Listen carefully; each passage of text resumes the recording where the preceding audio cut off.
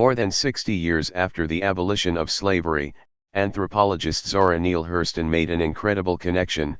She located one of the last survivors of the last slave ship to bring captive Africans to the United States. Hurston, a known figure of the Harlem Renaissance who would later write the novel Their Eyes Were Watching God, conducted interviews with Olayale Kasala, but struggled to publish them as a book in the early 1930s. In fact, they were only released to the public in a book called Barracoon, the story of the last black cargo that came out in May of 2018. Hurston's book tells the story of Louis, who was born Olayale Kasala in what is now the West African country of Benin. A member of the Yoruba people, he was only 19 years old when members of the neighboring Dahomian tribe invaded his village, captured him along with others, and marched them to the coast. There, he and about 120 others were sold into slavery and crammed onto the Clotilda, the last slave ship to reach the continental United States. The Clotilda brought its captives to Alabama in 1860, just a year before the outbreak of the Civil War.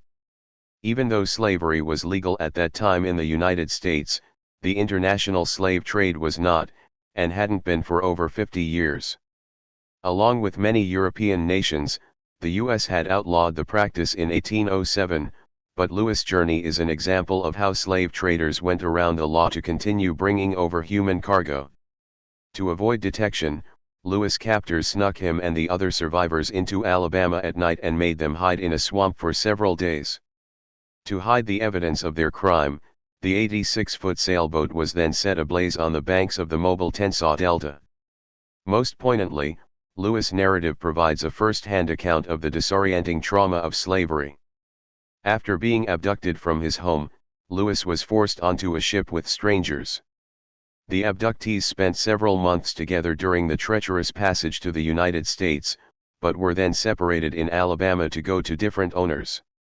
Louis also describes what it was like to arrive on a plantation where no one spoke his language, and could explain to him where he was or what was going on. As for the Civil War, Louis said he wasn't aware of it when it first started. But partway through, he began to hear that the North had started a war to free enslaved people like him. A few days after Confederate General Robert E. Lee surrendered in April 1865, Louis says that a group of Union soldiers stopped by a boat on which he and other enslaved people were working and told them they were free.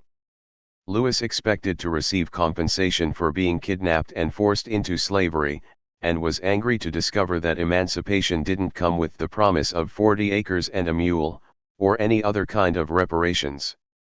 Frustrated by the refusal of the government to provide him with land to live on after stealing him away from his homeland, he and a group of 31 other free people saved up money to buy land near Mobile, which they called Afrone. Hurston's use of vernacular dialogue in both her novels and her anthropological interviews was often controversial, as some Black American thinkers at the time argued that this played to black caricatures in the minds of white people. Hurston disagreed, and refused to change Louis' dialect, which was one of the reasons a publisher turned her manuscript down back in the 1930s. Many decades later, her principled stance means that modern readers get to hear Louis' story the way that he told it.